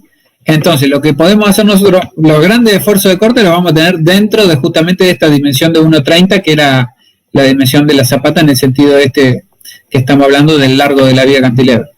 Entonces, lo que vamos a hacer en el resto de la sección es dividirla en 3 pedazos y generar estribos menores, porque no tendría sentido colocar 4 ramas del 8 en todo el largo de esta vía, cuando fíjense que los valores de corte, a partir de que se corta la zapata excéntrica, los valores de corte son constantes y de valor muy pequeño. ¿Ven? Es un valor fijo y de un valor mucho más chico que los cortes que estamos resolviendo acá para esta parte de la viga, que justamente verán que el estribo de 4 ramas de phi del 8, y por ahí eso conviene, digamos, obviamente materializarlo justamente hasta donde es necesario.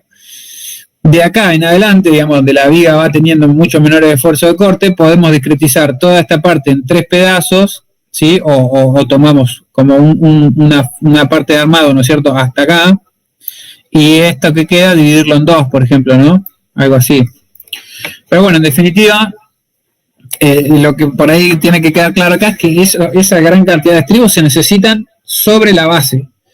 Cuando corta la base hacia adelante, ya tenemos esfuerzo de corte mucho menor y podemos discretizar el armado de estribo para justamente no sobrearmar la parte que queda libre de la viga, ¿no?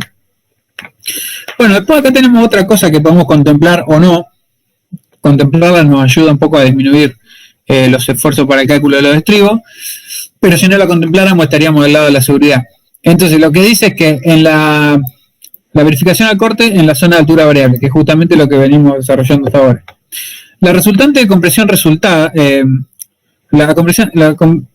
de compresión inclinada, con respecto a la tracción, como tenemos sección variable, la compresión, la resultante va con la misma inclinación que tiene el fondo de viga, ¿no? Tiene esta inclinación, la componente de compresión. Y entonces esa inclinación nos ayuda a absorber una parte de corte, o sea, por descomposición de fuerza en vertical. Al no ser totalmente horizontal, tiene una pequeña composición horizontal esta compresión, ¿no? Entonces lo que dice es, bueno, contemplar cuál es el valor de esta compresión vertical para restarlo, ¿no es cierto? Y aliviar un poco los esfuerzos de corte, aunque ya les digo, es algo totalmente válido, lo podemos ejecutar o no. Si no lo ejecutáramos, o sea, si no restáramos este término, tendríamos un levemente mayor esfuerzo de corte, pero estaríamos al lado de la seguridad. Pero ya les digo, esto está porque es algo que se puede contemplar y conceptualmente también ayuda, ¿no es cierto?, a ver un poquito cómo es la parte del corte en la sección variable de la viga. Entonces tenemos la longitud y la altura variable en 3 partes iguales. Por ejemplo, vieron que le hablaba de discretizar toda esa parte de altura variable en toda esa longitud, dividirla en tres secciones distintas, o sea, con 3 estribados discretizados en 3 partes distintas. Y por lo tanto, bueno, lo que vamos a hacer es decir, bueno, el momento que yo voy a tener va a depender obviamente de la separación a la reacción. Es decir, nosotros teníamos la reacción vertical acá, en el eje de la columna interna. Entonces yo me paro, por ejemplo, en un punto acá, el momento que voy a tener va a ser esa reacción por esta distancia. Me paro en un punto acá, el momento que voy a tener va a ser esta reacción por esa distancia. Y en un punto para acá lo mismo, la reacción esta por la distancia. Entonces, a medida que nos vamos acercando a este filo, como verán acá, los momentos van a ser cada vez mayores. O sea, en el eje de la columna 0, donde me paro acá, la reacción por la distancia, hasta llegar, bueno, obviamente al último tercio de esta parte, que va a ser por acá, donde nos vamos a parar, digamos, ¿no es cierto?, en la longitud mayor y por esa reacción y vamos a tener el momento. Entonces, de esa manera obtenemos los momentos en las 3 partes sectorizadas de la viga donde tiene sección variable. Entonces, teníamos el M1 va a ser R2 por X1, donde X1 tomamos 4,65. O sea, esto sería 4,65, quiere decir que del eje de esta columna a 4,65, hasta ahí va a llegar nuestra primera división para estribar, digamos, en 3 partes distintas toda esta parte de la viga. Toda esta parte de la viga la vamos a hacer con un estribado con 3 zonas distintas. Entonces la primera zona va a ser a una distancia de 4,65 con respecto a este eje. Entonces, el momento para todas esas 3 partes, perdón, el corte para todas esas 3 partes, como verán acá, es constante, ¿sí? O sea que ese valor no va a cambiar. Lo que va a cambiar es el término que restamos de la componente de compresión que está colaborando, y esa componente de compresión va teniendo distintos valores a medida que avanzamos en este sentido. Por lo tanto, vamos a tener un valor fijo de corte, que si ya les digo, si no contemplaran esta composición vertical de la compresión inclinada, directamente se dimensionarían todo con este valor de corte, ¿sí? Obviamente en cada sección, si la van a discretizar o no, en cada sección con la altura correspondiente, qué sé yo, por ejemplo, al punto mínimo. Supóngase que ustedes contemplan una división acá. Entonces van a hacer esta sección con esta altura para todo esto, para ser conservador, porque si ustedes dimensionan con esta altura, por ahí cuando llegan al fin de ese tercio, acá tienen menor sección. Entonces lo que se hace es siempre con la menor sección de todo el tercio, con ese D, ¿no es cierto? Y con este valor de corte sacamos la extensión de corte y dimensionamos ese primer tercio, ¿no? Bueno, en este caso lo hicimos contemplando la compresión inclinada. Entonces tenemos el M1, que va a ser el del primer tramo, o sea, saliendo de la izquierda hacia la derecha, ¿no? Va a tener una distancia al centro o al eje de la columna interna de 4,65, por lo tanto el momento va a ser R2 por X1, 4,65, nos da un momento de 322,5. ¿Y cómo hacemos, no es cierto, bueno, y el D de cálculo en esa zona, según la altura de la viga, es de 79 centímetros. ¿Cómo hacemos para componer la parte vertical de esa compresión? Lo hacemos el momento dividido D, que sería como el valor de la compresión. El momento dividido el brazo es el valor de la compresión, por la tangente de phi, donde phi es el ángulo de inclinación del fondo de viga, ¿sí? Entonces, tenemos el momento, tenemos el D, y tenemos el ángulo porque ya lo sabemos por las dimensiones geométricas de nuestro elemento. Entonces vamos obteniendo los distintos B, ¿no es cierto?, donde tenemos el R2, que era el valor constante de corte, menos el término de momento, que sería, no es el término de momento, sino el término de la compresión vertical, la composición vertical de la compresión.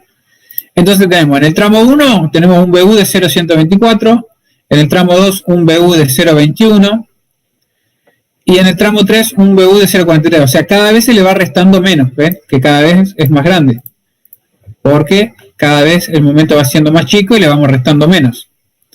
Entonces, directamente con esos BU los pasamos a nominal y vamos obteniendo el armado, o sea, el estribado de cada una de esas 3 secciones dentro de lo que es la parte de la altura variable de la viga. Esta parte ya la habíamos obtenido, ¿sí? Ya la habíamos calculado. Nos queda por obtener el estribado en cada uno de estos tercios, ¿sí? En este, el BU1, BU2 y BU3. ¿Sí? Esta es una cuestión que es opcional. Ustedes directamente pueden decir, bueno, voy a tomar un estribado para la parte más rígida, esta parte que me da 4 rama de estribo del 8 y después voy a tomar un único estribado para toda esta parte y lo calcularán con la sección más desfavorable y listo. Pero el hecho de que sea de altura variable puede que sea conveniente en repartirlo en 3 pedazos, ¿no? Al armado de los estribos. Bueno, hasta acá vamos. Estamos, sí. Bueno, vamos a seguir entonces con lo que es el... A ver, eso estoy bien así. Vamos a ir a la parte del armado de flexión de la viga. Dimensionado flexión. Bueno, como ustedes sabrán, y viendo también un poco el esquema, digamos, de la viga en la parte donde tiene la zapata excéntrica, es una viga T invertida. Lo mismo que pasaba con la base combinada. Era el alma de la viga con 2 voladizos a los costados. Bueno, acá va a ser lo mismo, pero solamente en esta parte de la viga. Si lo viéramos transversalmente, o sea, si hiciéramos un corte desde acá o desde acá, solamente en esta parte tenemos una sección T. ¿Sí? Después en esta parte ya una sección de alma netamente, digamos, lo que es el cuerpo de la viga es el alma y no tiene ningún tipo de voladizo. Solamente en esta parte una T. ¿Qué pasa? Se podría calcular la flexión como una viga T, que es lo que dice acá en el ejercicio, pero bueno, dice la sección de mayor momento flector es sección T y próxima a ella el momento es menor, pero la sección es rectangular. Como tenemos esa discontinuidad, y fíjese que ni siquiera en el caso de base combinada que teníamos continuidad, no la consideramos como una viga T, directamente tomamos una viga prismática. Siempre eso es lo más conservador, ¿no? Por eso también lo estamos haciendo de esa manera. Pero cabe aclarar que el dimensionado de aflicción de estas vigas se podría hacer considerando la ayuda de los vuelos, ¿no? O sea, considerándola una sección como T. Lo que dice acá que la sección T a nosotros se nos corta donde termina la base aislada, por lo tanto directamente ya contemplamos un cálculo de viga tipo prismática, es decir, con un B, con el B del ancho de viga propiamente dicho y obviamente, bueno, la altura de esa viga. Lo que tenemos en esta viga, los esfuerzos que tenemos según los diagramas obtenidos es de 384 kN metro o 0,384 MN metro. Y bueno, a ver, esto digamos es sencillo porque digamos lo vamos a tener con la tabla de flexión 3, más allá de que sirve el mismo comentario que usábamos hoy para la base combinada, que es una altura de viga que está ahí como en un gris, que por ahí lo ideal sería generar un modelo de bielas y tirante para la resolución a flexión de esta viga, pero no cometemos grandes errores si utilizamos la tabla de flexión 3, por lo tanto directamente acá está calculada la viga como ya venimos haciendo desde hormigón 1, con el B, el D, el momento último dividido 0,9 para que sea nominal, obtenemos el KD, el KE y obtenemos la armadura por cálculo de 11,76 centímetros cuadrados que se materializa con 6 barras del 16. Eso en cuanto al armado longitudinal por flexión de la viga cantilever. Muy sencillo porque colocamos las 6 barras en la parte superior de la viga, ¿sí? Como ustedes saben, vamos a repasar la ubicación de esa armadura. Esta base lo que quiere hacer es levantarse, entonces esta viga se lo impide, por lo tanto lo que va a hacer esta viga es deformarse de esta manera, así, ¿no? Y llega acá. Entonces obviamente la tracción de esta viga va a estar en la parte superior. O sea, hace así y acá la taja esta columna generando esa reacción vertical, ¿no? Pero bueno, y queda claro también con el signo del esfuerzo, ¿no es cierto? Las tracciones en esta viga van en la parte superior, por lo tanto esas 6 barras del 16 van ubicadas en la parte superior. Y después el estribo, digamos, la armadura inferior va a ser una armadura justamente para atar los estribos, y los estribos también van a tener que ir armándolo con altura variable, porque obviamente va a seguir la forma de la viga, ¿no? Bueno, seguimos con el otro elemento que nos queda, al igual que en la base combinada, ¿no es cierto? Ya resolvimos la resolución, o el armado, mejor dicho, flexión de lo que es la viga prismática propiamente dicha, esa sección rectangular, pero ahora tenemos que terminar armando lo que son los voladizos, que los voladizos, justamente los voladizos de esta viga, son los que están materializando la zapata aislada excéntrica, ¿sí? La zapata que está sobre la medianera. Que nosotros por ahí, al hecho, ahora, como tenemos una viga cantilever, el comportamiento de estos voladizos se va a dar igual que en la base combinada.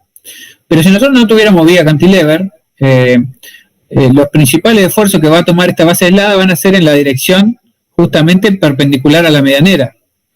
Entonces, acá estamos hablando de un armado principal perpendicular al eje de la viga, pero si esta base estuviera sola, el armado principal va a ser en el sentido justamente paralelo a la viga. No sé si me explico con eso. Pero el armado que va a resolver el momento por la excentricidad que tenga eso va a ser una armadura que esté en el sentido de la viga, dentro de la base, ¿no? O sea, estoy hablando de que no va a haber viga, ¿no? Esta viga no existiera, esta fuera una base excéntrica convencional. Los momentos que tiene son en la dirección transversal a lo que estamos viendo. O sea, acá veríamos el armadito longitudinal de cada hierro como armado principal de la base. Pero en este caso, lo que está resolviendo este voladizo, o sea, esta parte que está materializando la base aislada, es el vuelo con respecto al cantilever. Por lo tanto, la armadura principal que vamos a resolver es esta, análogamente a lo que hicimos en la base combinada, ¿sí? Bueno, la resolución es la misma, se predimensiona la altura por corte, teniendo en cuenta esta desigualdad, lo que nos da un D mínimo de 0,484.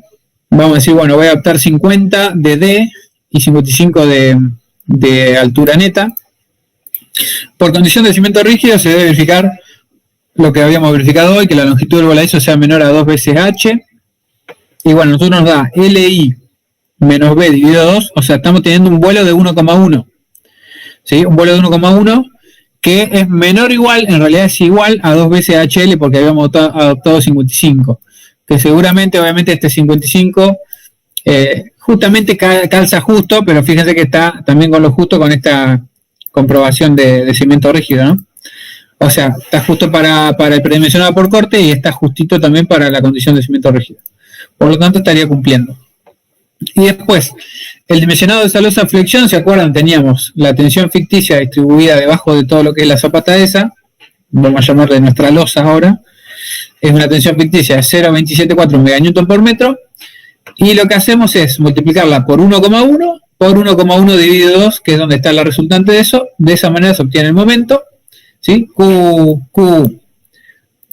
por LI menos B dividido 2 al cuadrado, nos queda una tensión ficticia de... la tensión ficticia ya la teníamos. Acá está el resultado del momento de 166,34 kN metro sobre metro. Bueno, utilizando la tabla de flexión, dimensiono la losa unidireccional y en la otra dirección, cuantía mínima, al igual que hicimos en base combinada. Del dimensionado de flexión nos queda que la armadura principal va a ser de un Fi 12 cada 12, ¿sí? Y bueno, vamos a ver acá en este esquema, que por este esquema resume un poco todo lo que venimos hablando. Fíjense, la armadura principal de la zapata, lo que les comentaba recién, es esta, que es la que cubre los momentos de vuelo. Pero si esta viga no existiera, y nosotros tenemos una columna con una base aislada excéntrica, la armadura principal va a estar en este sentido, ¿sí? Porque tiene que cubrir este momento que ahora lo está cubriendo la cantilever. Ahora esta está trabajando directamente a los efectos de cubrir los vuelos con respecto de la losa con respecto a la cantilever, ¿sí? Y en el otro sentido tenemos una armadura de cuantía mínima de repartición, generando una parrilla inferior. Entonces, bueno, acá verán cómo queda el esquema de armado. Tenemos las 6 barras del 16 arriba, a ver, esto se ve acá.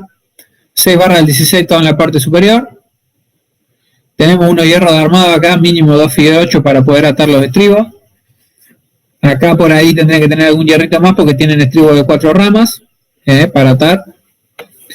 Y bueno, tenemos el estribado de la parte variable, el estribado de la parte hasta que llega al fin de la zapata. Y bueno, una sección transversal del armado de esa viga, ¿no? Así que bueno, hasta ahí, digamos, llegaría la resolución. Acá están todas las dimensiones que habíamos predimensionado. Y bueno, acá está también un poco, esto es una vista lateral donde los 55 centímetros de voladizo de esa losa que habíamos dimensionado recién, esos 55 generalmente están en contacto con la viga de ambos lados y hacia los bordes baja un talón mínimo de 25, ¿no? Este talón mínimo de 25 siempre es porque el reglamento dice que siempre por encima de cada armadura en un elemento de fundación tiene que haber 15 centímetros, por lo tanto 15 más el hierro más 5 de recubrimiento, ya llegamos a esos 25 mínimos de talón, ¿no? Pero bueno, tampoco estaría mal, si es más fácil constructivamente, directamente hacer un espesor constante como está graficado acá. Se puede hacer un espesor constante y no estaríamos O sea, se derracha un poquitito de hormigón, pero capaz que es hasta más fácil constructivamente para llenarlo, ¿no? Así que bueno, ese sería el dimensionado de la viga cantilever y bueno, estoy, digamos, disponible por si tienen algunas dudas o consulta, ya sea de número o conceptual de estos dos tipos de fundación que vimos hoy. Dale, buenísimo, Raúl. ¿Alguno tiene alguna consulta o comentario? Yo tengo una pregunta. Si tuvieras que poner una en una esquina, sí. ¿Cómo haces? Una que te quede una zapata con doble excentricidad. Claro. Y ahí lo que podés hacer es, generalmente vos, puede ser que tengas, depende también un poco de cómo venga la estructura arriba, ¿no? Porque si vos tenés, por ejemplo, una losa unidireccional arriba, ¿no? Que va a descargar en una viga y esa viga va a parar a tu columna, que es la que vas a fundar. Si vos tenés una losa unidireccional arriba, prácticamente vas a tener un sentido principal de trabajo. ¿Me entendés? Un momento en una sola dirección. Más allá que obviamente que al ser una zapata doblemente excéntrica, vas a generar una excentricidad en el otro sentido, pero por ahí la de mayor trabajo puede llegar a ser una de las dos. Entonces vos, por ahí el principal momento, generalmente también ahí tiene que ver un poco todo también, porque fíjate que si yo lo que te digo, si vos venís bajando con una reacción vertical, directamente que es un N y no tenés momento porque no está actuando, tu columna no está dentro de un pórtico, entonces baja con un N puro, entonces ahí directamente lo que vas a tener son las excentricidades en ambos sentidos de tu base doblemente excéntrica. Pero si vos estás trabajando esa columna, está con nudos entre columnas y vigas rígidas, entonces ya por ahí te baja con algún momento, entonces los momentos que te va a bajar a vos, si tenés una viga unidireccional, esos momentos que ya vienen por la columna, más allá de la excentricidad de la base, esos momentos van a estar generalmente ubicados en una dirección principal. Ahora, y generalmente por ahí te convenga resolver la cantilever en esa dirección, en la dirección del trabajo de los pórticos que vengan de arriba. Ahora, si vos tenés losas cruzadas y tenés más o menos la misma distribución de cargas en ambos sentidos, por ahí tendrías que hacer cantilever en los dos sentidos, en X y en Y. Pero también depende un poco, obviamente, de los valores que lleguen en la columna abajo. Ahora, si, por ejemplo, te olvidás de los momentos, lo que yo te digo, generalmente esas bases que están doblemente excéntricas, por ahí son siempre columnas de esquina, ¿viste?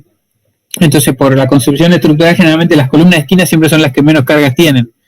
Entonces ahí vos vas a tener que ver si es factible, ¿no es cierto? Esa columna de esquina que tenés, o esa fundación de esquina, si es necesario vincularla a otra a través de una cantilever para contener los momentos por excentricidad esos que se generan, pero por ahí te digo, como tenés cargas más pequeñas, por ahí esos momentos por excentricidad los podés llegar a cubrir con la misma dimensión de la base, entonces resolvés una base como hicieron en los ejercicios anteriores, sin vinculación, ¿me entendés? Pero bueno, si tuvieras que vincularla porque te da una base, un área muy grande, un área excesiva, y si no, esto lo tengo que vincular. Si tenés una columna cerca, hasta la podés vincular dentro de una base combinada, ¿sí? Que esa base combinada va a ser distinta a la que calculamos hoy porque no vas a tener vuelo hacia ambos lados, porque si estás en una esquina, podés tener vuelo solamente hacia un lado, ¿no? Pero bueno, ahí también tendrás que calcular la viga esa que compone tu base combinada, va a ser una viga que tenga torsión, porque tenés vuelo hacia un solo lado, ¿me entendés?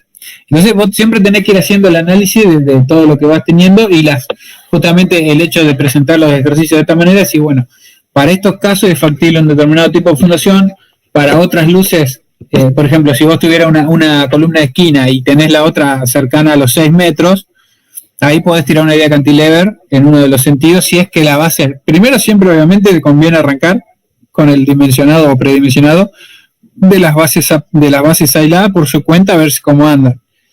Si ya ves que es algo excesivo y te conviene centrarla con una viga cantilever, ahí lo empezás a usar. Pero bueno, obviamente todo va a depender de los esfuerzos que baje la columna, que obviamente esos esfuerzos que baja la columna depende de las disposiciones de la losa que vienen de arriba, y en función de los esfuerzos que tenés que ver también la proximidad a otras columnas y las posibilidades de fundación que vas a tener en base a eso. Por eso es complicado, por ahí no es que hay un caso específico que en esquina te conviene hacer esto. Lo primero que tenés que arrancar a resolver siempre es lo más simple, ver una zapata aislada doblemente excéntrica si te funciona bien. Y si no empieza a funcionar bien, bueno, porque tenés grandes valores de carga, porque estás hablando de un edificio de gran altura, que no es una columna de esquina de 2 pisos que tenga poca descarga, entonces con una base doblemente excéntrica ya no te anda. Entonces ahí sí tenés que empezar a ver alternativas y empezar a probar con la que sea más factible según tu proyecto. Si ya te digo, si tenés la siguiente columna a 2 metros, por ahí te conviene vincularlas a las dos en una sola base combinada, pero ahí va a tener la dificultad de que como estás en una columna de esquina, puede ser que esté dentro del terreno y puedas una base combinada con 2 vuelos, o puede ser que estés justo en una esquina y tengas que volar solamente con un vuelo hacia adentro. Entonces ahí te quedaría como una base común, ¿me entendés? Excéntrica, una base combinada excéntrica, pero eso se resuelve. Tenés que empezar a interpretar los esfuerzos y decir, bueno, yo tengo una base combinada con un solo vuelo, entonces voy a empezar a tener algún tipo de torsión en la viga, ¿me entendés? Claro, sí, aparte yo lo que me imaginaba es que si vos estás en una base de esquina, no podrías plantear una cantilever a otra base porque estás en el borde. Tipo, le estarías pasando un momento a una vía que ya es excéntrica.